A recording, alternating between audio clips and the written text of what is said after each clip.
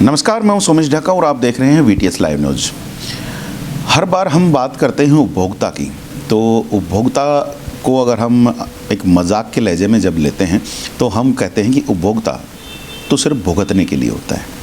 और लगातार यही बात आजकल सत्य होती हुई भी दिखाई देती है। काफ़ी बार देखा गया है, लोग वस्तुएं खरीदते हैं, सेवाएं लेते हैं और उनसे वो सेटिस्फाई नहीं हो पाते हैं। जिस प्रकार की उन्हें चीज़ें बताई जाती हैं उस प्रकार की ना सेवाएं मिलती हैं ना वस्तुएं मिलती हैं, जिसकी वजह से वो लोग काफ़ी परेशान होते हैं। और जब जिस पर्पज़ के लिए उन्होंने वो वस्तु या सेवा ली होती, जब उनका पर्पज़ पूरा नहीं होता तो कहीं ना कहीं उनको परेशानियों का सामना करना पड़ता है। ऐसी स्थितियों में कहीं ना कहीं कुछ उपभोक्ता मामले जो हैं वो सामने निकल के आते हैं। लेकिन ज़्यादातर उपभोक्ता जो हैं वो अपने इन मामलों को लेकर के ना कोर्ट पहुंच पाते हैं, ना ही उस जो भी सेलर था उससे कहीं ना कहीं बात कर पाते हैं और उनका काम नहीं बन पाता है। हालांकि इस बारे में अगर हम बात करें तो भारत सरकार के द्वारा काफ़ी सारे नियम दिए गए हैं, एक अलग से पूरा कानून बनाया गया है और उस कानून को लागू भी किया जा रहा है। लेकिन लोगों में उसकी जागरूकता नहीं होने की वजह से, उनकी नॉलेज ना होने की वजह से कहीं ना कहीं आम नागरिक जो है उन नियमों का फ़ायदा नहीं ले पाता है। तो उसी चीज़ को देखते हुए आज हमने भी ये एक सोचा कि क्यों ना इन उपभोक्ता मामलों के ऊपर, जो उपभोक्ता के लिए जो अधिकार दिए गए हैं हमारे संविधान में, नियम बनाए गए हैं, उनके बारे में थोड़ा सा जाना जाए और उनको लोगों तक पहुंचाया जाए। तो इसी के लिए आज हम बात करने वाले हैं, उपभोक्ता मामलों पर थोड़ी सी चर्चा रहेगी। हमारे साथ यहाँ पर चरखी दादरी जनता कॉलेज में वाणिज्य विभाग में एज ए प्रोफेसर के तौर पर काम कर रहे हैं MK जैन जी हमारे साथ ही मौजूद हैं। आपको ये भी मैं बता दूँ, इनके द्वारा PhD की गई है उपभोक्ता मामलों में और काफ़ी अच्छी नॉलेज रखते हैं और इन्हीं से थोड़ा सा इस बारे में थोड़ा सा डिस्कस करेंगे। PhD के दौरान में काफ़ी सारी बातों को इन्होंने नोट किया होगा, काफ़ी सारी चीज़ें इन्होंने सीखी होंगी और इसके दौरान भी और दूसरी भी जो चीज़ें मैं आपको बता दूं, प्रोजेक्ट्स वर्क भी जो हैं सरकार के साथ मिलकर के कहीं ना कहीं पूरे किए हुए हैं। तो हम आज इन्हीं से सारी बातों के बारे में जानेंगे ताकि उपभोक्ताओं को थोड़ा सा फ़ायदा मिल सके। तो सर, सबसे पहले आपका स्वागत है हमारे चैनल पर। और सीधा सा एक सवाल, क्योंकि सीधी बात करने में भी यकीन रखते हैं, उपभोक्ता क्या भुगतने के लिए ही है?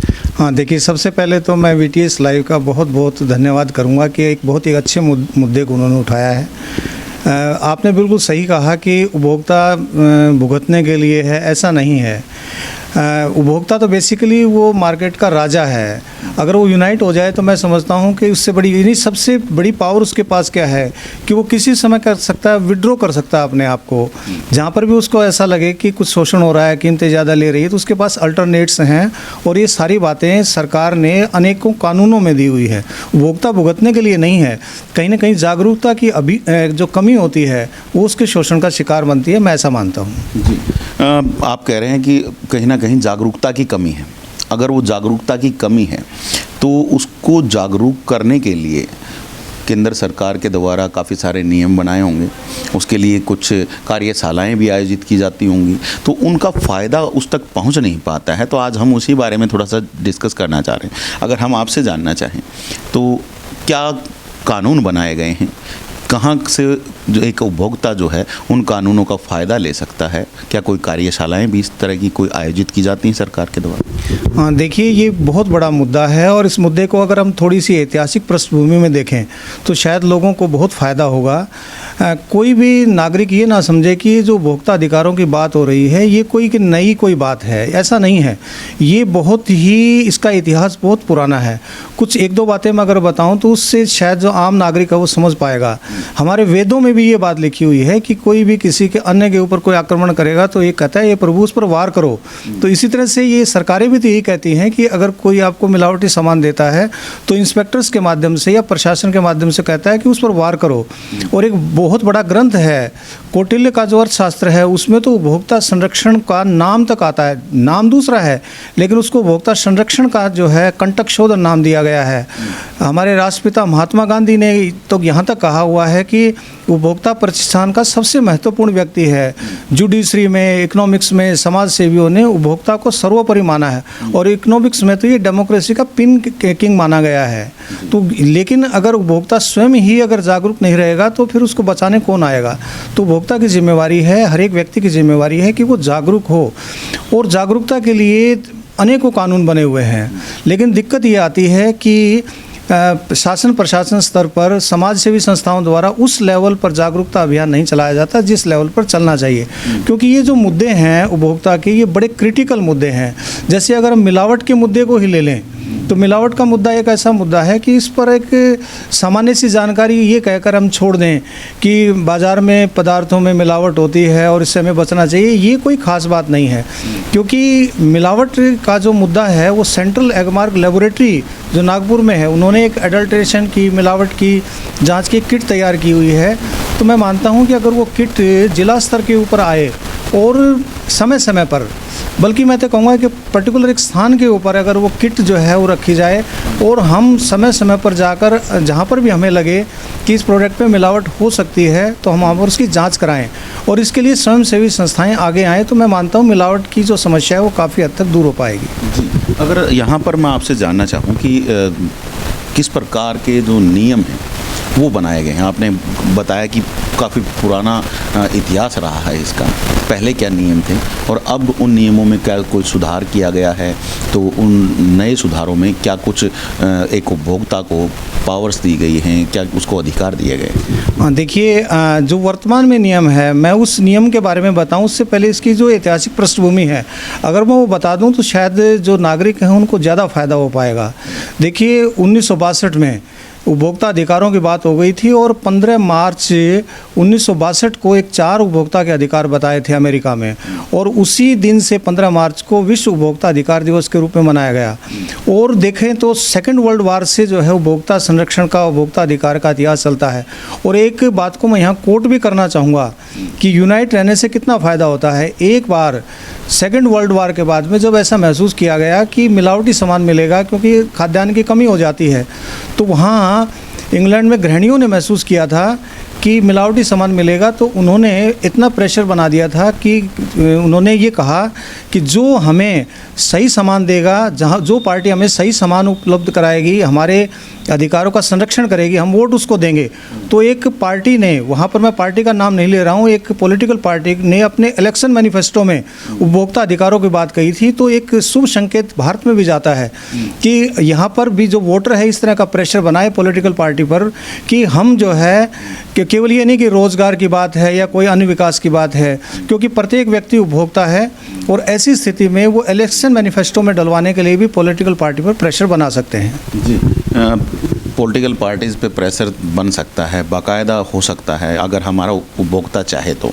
लेकिन अगर हम यहाँ पर बात करें कि उपभोक्ता जब भी कोई सेवा लेता है, कोई वस्तु लेता है, उसमें जब कोई डिफेक्ट आ जाता है और जो भी सेलर है उसका वो उसको एंटरटेन नहीं करता है, तो ऐसी स्थिति में एक उपभोक्ता क्या करे ताकि उसको जो वो उसने जो पैसा दिया है उस वस्तु या उस सेवा के बदले उसको भरपूर फ़ायदा मिल सके, और वो कहीं ना कहीं उसका फ़ायदा लेने के साथ साथ उस सेलर को भी कहीं ना कहीं ये बता सके कि उसके जो अधिकार हैं उनके तहत उसको एक बेहतर सेवा या वस्तु मिलनी चाहिए थी। हाँ, बिल्कुल सही प्रश्न पूछा आपने, और ये बिल्कुल साधारण जो नागरिक है, साधारण उपभोक्ता है, वहाँ तक जाती है।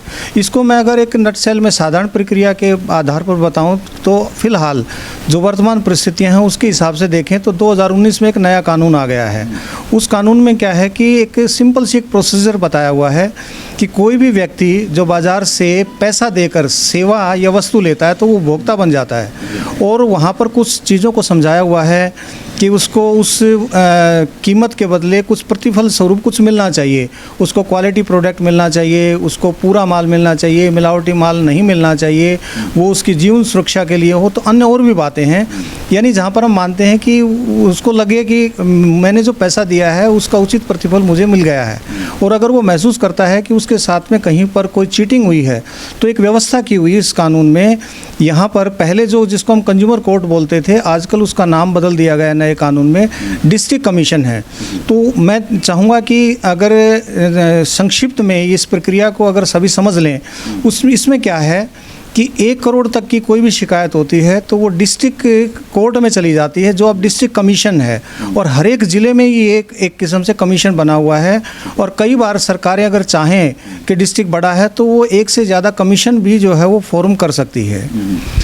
1 से ज़्यादा कमीशन फॉर्म करने की जहाँ पर बात आ रही है, पहली बात तो लोग शायद कोर्टों से डरते हैं, कोर्टों में पैसा लगता है, पैसे के साथ साथ टाइम वेस्ट होता है। तो ऐसी स्थिति में क्या जो एक उपभोक्ता है, एक अगर किसी ने 100 रुपये का सामान लिया है और उसी में उसको कमी नज़र आ गई, तो वो क्या एक 10,000 रुपये का वकील करके कोर्ट में थोड़ी ना जाएगा? हाँ, देखिए ये आपने बिल्कुल सही बात की है कि क्योंकि ये जो कोर्ट्स हैं, ये बेसिकली दिमाग में यही बात आती है कि वकील करना पड़ेगा। तो इसमें जैसे मैंने आपको बताया कि जो डिस्ट्रिक्ट कमीशन है वो 1 करोड़ तक की शिकायतों को लेता है, और वहाँ पर 5 लाख तक की जो शिकायत है वो तो बिना किसी फीस के एडमिट हो जाती है। इसके लिए कोई वकील करने की ज़रूरत नहीं है, ना कोई प्रेस्क्राइब्ड परफॉर्मा है, सादे कागज़ पर आप अपनी शिकायत को लिख सकते हैं। इस तरह की व्यवस्था की हुई है, कोई वकील लेकिन फिर वकील के बिना वो कोर्ट केस लड़ेगा कैसे? क्योंकि कोर्ट में तो वकील ही खड़ा होगा, सामने वाली जो पार्टी है वो वकील के साथ वहाँ पे सामने आएगी। बड़ी कंपनी के ऊपर ही केस कर दिया तो वो तो अपने पूरा का पूरा एक लॉ डिपार्टमेंट को खड़ा कर देगी कि मेरे तो ये 4 वकील हैं और ये 4 मेरे लिए अब केस लड़ेंगे। लेकिन एक आम उपभोक्ता जो कि गरीब परिवार से है, उसने छोटी मोटी कोई चीज़ खरीदी थी और वो भी अब उसके ख़राब निकल आई है, ज़्यादा पैसा उसके पास है नहीं, ऐसी स्थिति में वो कब तक वो केस को लड़ पाएगा? इसका कितने टाइम, और बड़ी बात यह है कि टाइम लिमिट, क्योंकि ज़्यादातर देखने में आता है कि एक बार कोर्ट में केस कर दिया गया है तो वो लगातार सालों साल चलता रहता है। तो क्या कोई टाइम लिमिट भी सेट की गई है? और सबसे पहली तो बात यही है कि बिना वकील के वो एक उपभोक्ता है अपना ही केस को कैसे लड़ पाएगा? हाँ, ये बिल्कुल सही बात है कि ये तो ठीक है, कानून में ये है कि बिना वकील के हम अपनी शिकायत दायर कर सकते हैं। लेकिन मान लो मैं एक एक्सप्लॉइटेड उपभोक्ता के रूप में हूँ, मैंने मामले को डाल दिया, मैं जागरूक हूँ तो अपना बचाव कर जाऊँगा। लेकिन सामने से जो वकील है उसके आगे जो ग्रामीण उपभोक्ता है वो बिल्कुल अपने आप को ठगा हुआ सा महसूस करता है। तो मेरा यहाँ पर एक सुझाव यही है कि कंज्यूमर प्रोटेक्शन एक्ट जो नया आया है 2019, उसमें दूसरी पार्टी को भी वकील करने की परमिशन नहीं होनी चाहिए। हालांकि ऐसी व्यवस्था जो है की हुई है कि दोनों पार्टी वकील कर सकती हैं, कंपलसरी नहीं है, लेकिन ये बैन किया जाना चाहिए। मेरा एक इसमें सुझाव बनता है। जी बिल्कुल। और सबसे बड़ी जो बात जो मैं मान के चल रहा हूँ कि जो आज हम जिस बारे में बात कर रहे हैं कि जब हम कोई भी प्रोडक्ट खरीदते हैं, कोई भी सेवा लेते हैं, तो ऐसी स्थिति में काफ़ी सारी जो चीज़ें हैं वो ध्यान रखनी चाहिए कि आपकी स्पेसिफिकेशंस क्या थी, आपने वो स्पेसिफिकेशन उस सेलर को बताई हैं या नहीं बताई हैं, आपको जो भी आपकी रिक्वायरमेंट है उसके मुताबिक आपको प्रोडक्ट मिला या नहीं मिला। अगर उसके बाद कहीं ना कहीं उसमें ख़राबी आती है तब आप उसके बारे में कहीं ना कहीं आगे जा कर के जो शिकायत है वो करें।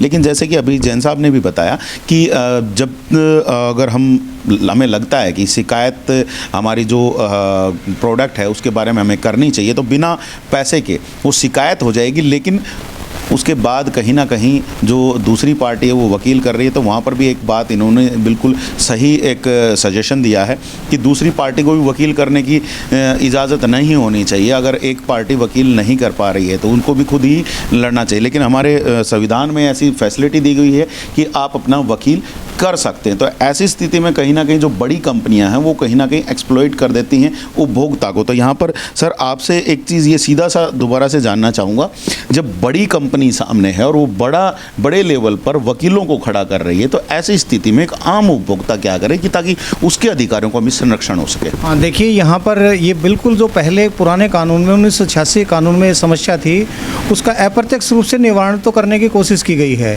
पहली बार एक नया कंसेप्ट आया है इस 2019 के कानून में, जिसको नाम दिया गया है सेंट्रल कंज्यूमर प्रोटेक्शन अथॉरिटीज़, जिसको शॉर्ट में CCPA कहा गया है। कई बार क्या है, ऐसे मुद्दे आ जाते हैं जहाँ पर एक आम आदमी उस प्रोसीजर को पूरा नहीं कर सकता, तो सो मोटो जो अथॉरिटी है वो आगे आती है और वो ये पाती है कि एक बहुत बड़ा नुकसान जो है एक बड़ी पब्लिक को हो सकता है, तो ऐसी स्थिति में वो सख्त कार्रवाई करती है। और यहाँ तक भी है कि सज़ा का प्रावधान भी किया गया है और कई मामलों में तो आजीवन सज़ा तक की वहाँ पर ये बात आई, कारावास है। और ये भी है कि वो नॉन बेलेबल है, इस तरह की स्थितियाँ भी हैं। तो इससे मैं मानता हूँ कि कुछ संकेत जरूर जा रहा है कि जो मैन्युफैक्चरर हैं वो कोई ज़्यादा लापरवाही नहीं करे, वरना जो CCPA है वो सख्त एक्शन भी ले सकता है। ये पहली बार 2019 का एक नया प्रावधान आया है और ये उपभोक्ता हित में बहुत अच्छा प्रावधान मैं मानता हूँ। जी, यहाँ पर एक चीज़ और भी जानना चाहूँगा कि जैसे कोर्ट में केस भी चला गया है, मान लो वकील भी कर लिए गए हैं, तो क्या समय कोई निर्धारित किया गया है कि किसी भी तरह के जो प्रोडक्ट के लिए जो भी उपभोक्ता आकर के खड़ा हुआ है अपनी एक शिकायत लेकर के, उसका समय निर्धारित किया गया है कि इतने समय में इसकी जो शिकायत है उसका निवारण होना चाहिए? हाँ जी, बिल्कुल सही बात आपने बताया। इसका हाँ समय निर्धारित किया गया है कि कोई भी प्रोडक्ट अगर है उसमें अगर किसी लेबोरेटरी में जांच की ज़रूरत नहीं है तो मैक्सिमम 3 महीने के अंदर अंदर फैसला करना पड़ेगा और उसमें एडजॉर्नमेंट की स्थिति नहीं है। और एडजॉर्नमेंट का अगर कोई केस अगर लेना भी पड़ता है किसी कारण से, तो उसको कारण सहित जो प्रेसिडेंट है डिस्ट्रिक्ट कमीशन का, उसको एक्सप्लेन करना पड़ेगा कि मैं ये मामला इस तरह से जो है आगे की हियरिंग दे रहा हूँ। और जहाँ पर कि लेबोरेटरी की ज़रूरत पड़ती है कि कोई प्रोडक्ट जो है टेस्टिंग के लिए जाता है, तो मैक्सिमम 5 महीने का समय निर्धारित किया गया है। जी, लेकिन हम अगर देख पा रहे हैं आज के दिन उपभोक्ता मामले जो हैं वो, अगर कंज्यूमर कोर्ट की बात करें, सालों साल पेंडिंग में रहते हैं। कभी एक पार्टी नहीं आती तो कभी दूसरी नहीं आती, कभी जज साहब अगली तारीख दे देते हैं। तो ऐसी स्थिति में जब वो 1 महीना, 2 महीने, 4 महीने, जैसे आपने मैक्सिमम 5 महीने की बात कही है, उससे भी ज़्यादा समय जब निकलना शुरू हो जाता है, तब उपभोक्ता क्या करे कि क्योंकि उसको तो बार बार अपना काम छोड़ करके वहीं कोर्ट में ही खड़ा रहना पड़ेगा ऐसे? हाँ, देखिए जो 1986 में कानून आया था, लगभग मैं मानता हूँ कि 35 साल के बाद एक नया कानून आया है। परिस्थितियाँ भी बदली हैं क्योंकि आज ऑनलाइन जो है वो ट्रेडिंग होने लग गई, तो ई-कॉमर्स को भी यहाँ पर शामिल किया गया है। और जैसे आपने ये कहा कि एक लंबा समय लगता है, उसके लिए भी पहली बार नए कानून में एक मीडिएशन की व्यवस्था की है, मध्यस्थता की, कि जैसे बीच में आप बीच बिचौलिया करके भी मामले को निपटाया जाता है। और ये व्यवस्था एक बहुत अच्छी व्यवस्था है जो नए कानून में है कि शुरू में पार्टीज़ कोई भी कह सकती हैं कि शिकायत तो हो गई लेकिन हम समझौता कर लेंगे, तो मीडिएटर की अपॉइंट करके भी मामले को जितनी जल्दी हो सके, क्योंकि एम तो यही है कि जल्दी से जल्दी जो पीड़ित उपभोक्ता है उसको न्याय मिले। और ये जो मध्यस्थता का प्रावधान है एक अच्छा प्रावधान है। मतलब कहीं ना कहीं मध्यस्थता को हम एक गेम चेंजिंग के तौर पर देख सकते हैं। बिल्कुल बिल्कुल, ये बहुत अच्छा कंसेप्ट है और इसमें जो स्थानीय नागरिक हैं वो अपना बहुत योगदान दे सकते हैं। कई बार व्यापार मंडल है वो कहता है कि कोई बात नहीं, मामले को मैं निपटा दूंगा, और वो पहले से भी इस मामले को निपटा सकते हैं, किसी भी स्टेज के ऊपर मामले को निपटा सकते हैं। और देखिए कितनी अच्छी बात है कि उसकी अपील नहीं है, कि जो फैसला अगर मीडिएशन के थ्रू आ गया तो उसकी स्टेट कमीशन में कहीं पर भी अपील नहीं हो सकती है। ठीक है, अगर हम नॉर्मली एक बात करें, नॉर्मल एक कोई फैसला आया है उसके लिए आगे अपील की जा सकती है। अगर आपके हक में फैसला नहीं आता या सेलर सोचता है कि सेलर के हक में फैसला नहीं, क्या वो लोग आगे अपील कर सकते हैं? जी हाँ, बिल्कुल सही है। जैसे फैसला आता है, अगर कोई पार्टी उस फैसले से सेटिस्फाई नहीं है तो 45 डेज, अगले 45 दिन में स्टेट कमीशन में उसकी अपील हो सकती है, और स्टेट कमीशन के बाद भी आगे नेशनल कमीशन में अपील हो सकती है, और उसके बाद भी अगर कोई सेटिस्फाई नहीं होती है पार्टी तो सुप्रीम कोर्ट में अपील की जा सकती है। मतलब लंबा एक प्रोसेस है और उसमें हम कहीं पर भी अपने अधिकारों के लिए पूरी लड़ाई लड़ सकते हैं। बिल्कुल बिल्कुल, इस कानून में ऐसा प्रावधान है।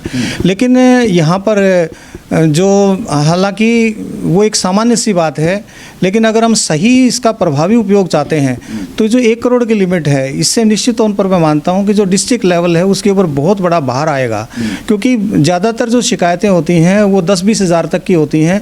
तो लगभग मैं मानता हूं कि 90% जो मामले हैं कंज्यूमर से रिलेटेड, वो डिस्ट्रिक्ट में रह जाएंगे और उसी तरह से परिस्थितियाँ आ जाएगी कि डिस्ट्रिक्ट जो है ओवरलोड हो जाएंगे। तो यहाँ पर मैं राज्य सरकारों से एक निवेदन करना चाहूँगा, एक सुझाव देना चाहूँगा कि कम से कम जो है वो प्रक्रिया को पूरा करके नोटिफिकेशन करके हर एक डिस्ट्रिक्ट में 2 या 3 जो है वो डिस्ट्रिक्ट कमीशन जरूर होने चाहिए, ताकि जो एक सामान्य उपभोक्ता की जो शिकायत है उसमें किसी प्रकार की सेटलमेंट में देरी ना हो। जी बिल्कुल। और मल्टीपल कहीं ना कहीं जो डिस्ट्रिक्ट कमीशन की जहाँ बात की जा रही है, तो वहीं पर थोड़ा सा हम ये भी जान लेते हैं कि जो नया जो कानून आया है उपभोक्ता संरक्षण के लिए, तो उसमें क्या कुछ और खासियतें हैं सर, उसके बारे में भी थोड़ा सा बताएं। क्या खासियतें अभी आप देख पा रहे हैं कि अकेला केवल कुछ चीज़ों का नाम बदल दिया है या एक्चुअल में खासियतें वहाँ पे? हाँ, देखिए, जो मैंने आपको बताया कि CCPA का जो कंसेप्ट है वो नया आया है, मीडिएशन का कंसेप्ट नया आया है, और जो कंज्यूमर प्रोटेक्शन के काउंसिल्स हैं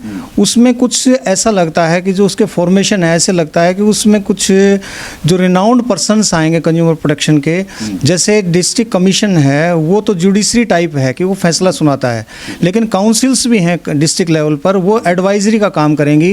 यानी उसमें जो DC होगा वो एक किस्म से मुखिया के रूप में काम करेगा। डिस्ट्रिक्ट में कुछ कंज्यूमर प्रोटेक्शन से रिलेटेड व्यक्ति होंगे, वो उसमें एडवाइस करेंगे कि जैसे मैं अब आपको बता रहा हूँ कि ऐसा होना चाहिए, इस तरह के कुछ एडवाइस जाएंगे, वो स्टेट में जाएंगे और फिर वो अप्रूव होंगे। तो इससे शायद मैं मानता हूं कि उपभोक्ता आंदोलन को एक पूरी तरह से एक जागृति मिल पाएगी, मैं ऐसा मानता हूं। जी बिल्कुल। और इस दौरान में जैन साहब आपसे जानना ये भी चाहेंगे कि क्या उपभोक्ता को जागरूक करने के लिए अलग अलग जगहों पर कार्यशालाएं आयोजित नहीं की जानी चाहिए? क्योंकि जो भी हमारे DFSOs होते हैं, DFSCs होते हैं, उनके द्वारा कहीं ना कहीं इस तरह की जो कार्यशालाएँ आयोजित किया जाए ताकि आम उपभोक्ता अपने अधिकारों को जान पाए। हाँ, बिल्कुल सही बात है। उपभोक्ता संरक्षण से उपभोक्ता अधिकारों के लिए बहुत से ऐसे मुद्दे हैं जहाँ पर कि NGOs भी अपना योगदान दे सकती हैं, जो सरकारी महकमे हैं वो अपना योगदान दे सकते हैं। खासकर इसमें जो फूड एंड सप्लाई डिपार्टमेंट है उसको बहुत एक्टिव होना पड़ेगा, क्योंकि वो जो स्टॉक की होर्डिंग वगैरह है उसको रोक पाएंगे, कीमतें बढ़ रही हैं उसको कंट्रोल कर पाएंगे। जो फूड सेफ्टी का जो किस्म से हमारा कानून है जिसको FSSAI बोला गया है, जो हमारे इंस्पेक्टर्स हैं उनको एक्टिव होना पड़ेगा। और पिछले दिनों जब 24 दिसंबर को जो नेशनल कंज्यूमर डे था, ऐसे जो डेज हैं वो अच्छे तरह से मनाया जाना चाहिए, उसको केवल फॉर्मेलिटीज़ स्वरूप नहीं लेना चाहिए। और पीछे जो एक वहाँ पर मोबाइल वैन का जो एक कंसेप्ट सरकार ने किया है वो एक बहुत अच्छा कंसेप्ट है, जहाँ पर कि एक वैन के माध्यम से जो मिलावट है उसकी जांच की बात आई थी, तो वो केवल फॉर्मेलिटी ना रहे। और इस पर मैं जिला प्रशासन से निवेदन करूँगा कि वो जो मोबाइल वैन है वो बड़ी एक्टिवली रूरल एरियाज़ में जाकर मिलावट की जाँच करे ताकि पता लगे, क्योंकि मिलावट जो है वो एक बहुत खतरनाक विषय है, इससे एक ये जानलेवा हो जाता है। इसलिए जो संबंधित विभाग हैं, स्वास्थ्य विभाग हैं, उनको इस मामले में बहुत एक्टिव होना पड़ेगा। जी बिल्कुल। और हर तरह की जो फैसिलिटी है वो उपभोक्ता संरक्षण के लिए यहाँ पर दी गई है। उपभोक्ताओं को जो तमाम व्यवस्थाएं देने की कोशिश जो है केंद्र सरकार कर रही है, लेकिन उसके बावजूद भी काफ़ी सारे उपभोक्ता कहीं ना कहीं जागरूकता ना होने की वजह से परेशान भी होते हैं। लेकिन अब कहीं ना कहीं ये भी चीज़ देखनी पड़ेगी सरकार को कि इन उपभोक्ता मामलों को जल्द से जल्द निपटाने की कोशिश की जाए। जैसे कि जैन साहब ने भी कहा कि ज़्यादा से ज़्यादा जो डिस्ट्रिक्ट कमीशंस हैं उनको खोला जाए ताकि ज़्यादा से ज़्यादा जो लोग हैं उनकी सुनवाई हो सके, उनको समाधान मिल सके। तो यहाँ पर जैन साहब आपसे एक चलते चलते एक क्वेश्चन और भी जानना चाहेंगे हम कि सबसे बड़ी जो बात है कि नॉर्मली मैंने एक सामान ख़रीदा और मुझे अच्छा नहीं लगा या मेरा काम पूरा नहीं हुआ, तो क्या मैं ही शिकायत करूं या फिर मेरी जगह पर कोई मेरे प्रतिनिधि भी शिकायत कर सकते? हाँ, देखिए, यहाँ पर क्या है कि जैसे ही हम कोई पैसा दे के कोई सामान सेवा लेते हैं तो हम उपभोक्ता बन जाते हैं। कई बार ऐसी स्थिति आ जाती है कि शिकायत कौन करे, तो सामान्यतः क्या उपभोक्ता वो बन गया, वो शिकायत कर सकता है। अगर वो माइनर है तो उसके पेरेंट्स जो है उसकी शिकायत कर सकते हैं, या उसका कोई लीगली जो कोर्ट ऑफ वार्ड्स ने जो गार्जियन अपॉइंट किया हुआ है लीगल, वो कर सकता है।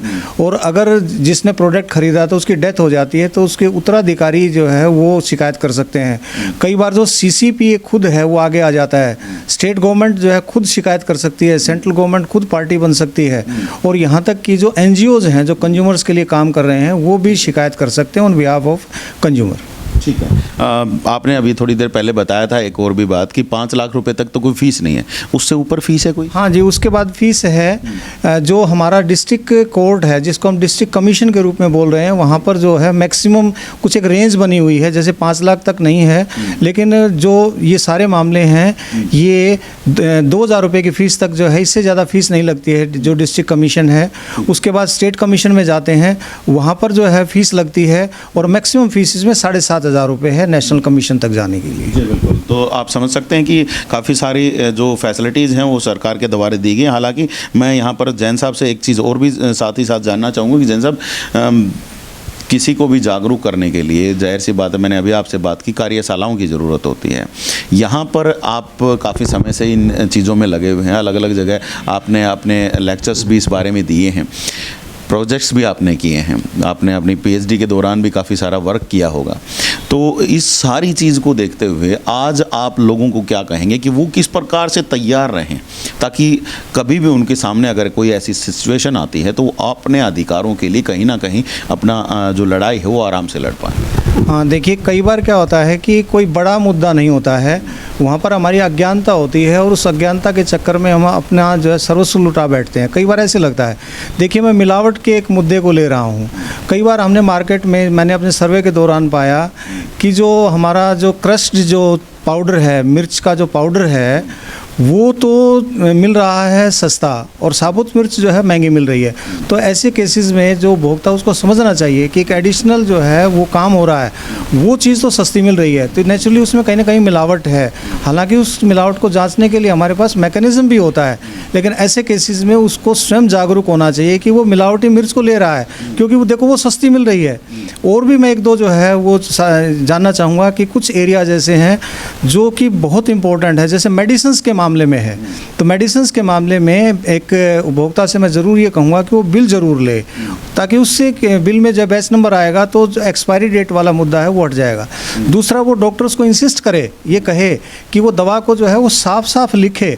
और इसमें जिला प्रशासन को भी आगे अपने हेल्थ डिपार्टमेंट के साथ एक्टिव होना पड़ेगा कि डॉक्टर्स जो है कई बार दवा लिख देते हैं, हमें पता ही नहीं लग पाता कि वो दवा किस पर्पज़ से है। ऐसे बहुत से केसेस हैं।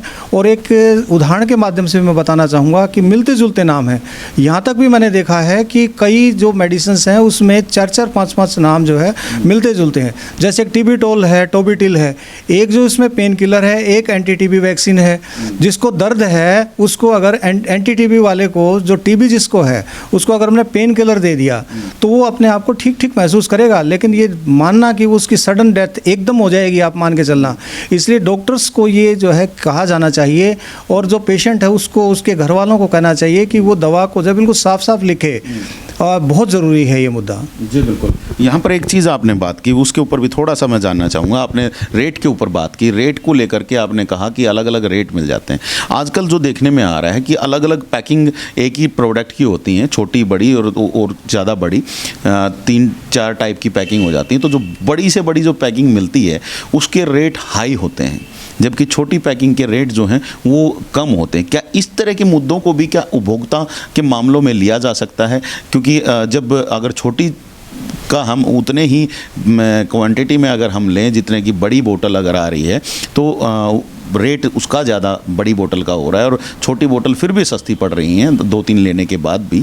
तो क्या इस तरह के मामलों को भी उपभोक्ता संरक्षण के तहत लिया जा सकता है क्या, क्योंकि लोगों को बेवकूफ़ बना करके चीज़ें दी जा रही हैं? हाँ बिल्कुल, ये सही बात है। ये खाली हमें ये नहीं मानना चाहिए कि कंज्यूमर प्रोटेक्शन का ही कानून है जो उपभोक्ताओं को बचा रहा है। फूड सेफ्टी के लिए अलग से गाइडलाइंस हैं, पैकेज्ड कमोडिटी के अलग हैं, एक ब्यूरो ऑफ इंडियन स्टैंडर्ड है जो ISI हमारा। हम कई बार ये नहीं पहचान पाते कि ये जो है ISI झूठा है असली है।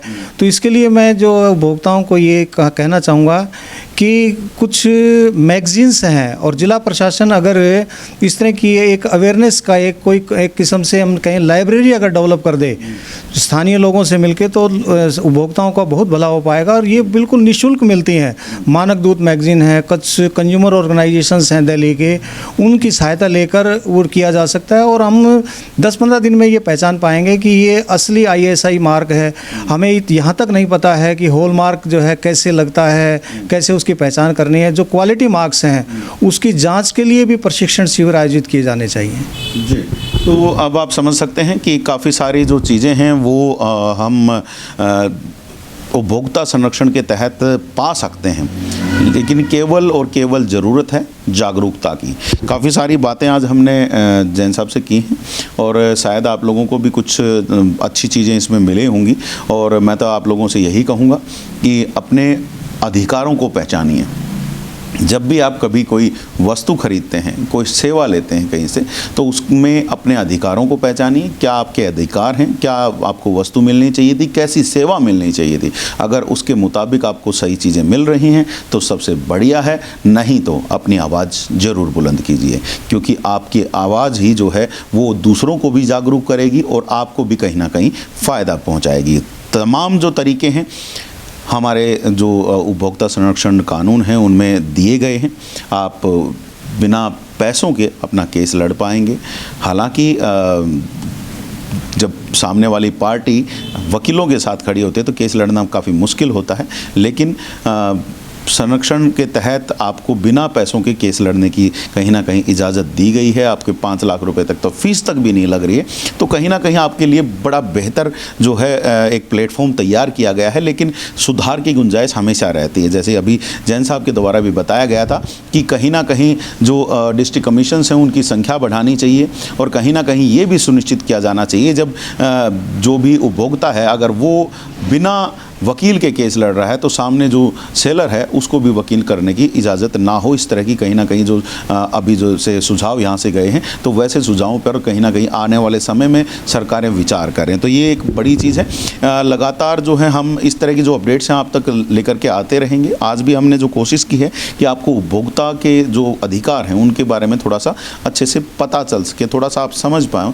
और एक शुरुआत भर है वो शुरुआत कम से कम आप कर पाएँ। हमारे इस प्रोग्राम को देख करके ही अगर आपको लगता है कि आपको किसी वस्तु या सेवा में आपकी गड़बड़ रही है और आप उसके शिकायत करना चाहते हैं तो ज़रूर कीजिए, ताकि आपको वो वस्तु और वो जो सेवा है वो अच्छी प्रकार से मिल सके या उसका जो भी हर्जाना है वो आपको मिल सके, क्योंकि हर तरह की फैसिलिटी जो है इस कानून के अंदर दी गई है। अगर आपको चीज़ें नहीं पसंद आ रही हैं तो उसका हर्जाने का भी प्रावधान है, और अगर उसके बावजूद भी अगर चीज़ नहीं बन पाती है तो कहीं ना कहीं सामने वाले को सज़ा का भी प्रावधान है। तो कहीं ना कहीं वो आगे उस चीज़ों को लिए ध्यान करेगा कि वो आगे गड़बड़ ना करे और उपभोक्ता को उसका पूरा हक दे। तो ये लगातार जो है आप लोगों को अपने आप को जागरूक करना है और हम भी कोशिश करेंगे कि आप तक ये जागरूकता पहुँचाते रहें। आने वाले समय में कभी कोई कार्यशाला आयोजित की जाती है तो उसको भी हम आप तक पहुंचाने की कोशिश करेंगे। अभी हमारा जो मोटिव था आप तक जो जर्नल एक नॉलेज थी वो पहुंचाने की थी, कि जर्नल टर्म्स को आप तक पहुंचाने की, ताकि आप एक शुरुआत कर सकें। लगातार हम आप तक जो आगे सूचनाएं हैं वो पहुंचाते रहेंगे। आप हमारे चैनल के साथ बने रहिएगा। कुछ और नई अपडेट्स के साथ थोड़े समय के बाद आपसे फिर से मिलेंगे। तब तक के लिए आप अभी मुझे दीजिएगा इजाज़त। मैं सुमेश झा का VTS लाइव न्यूज़ के लिए।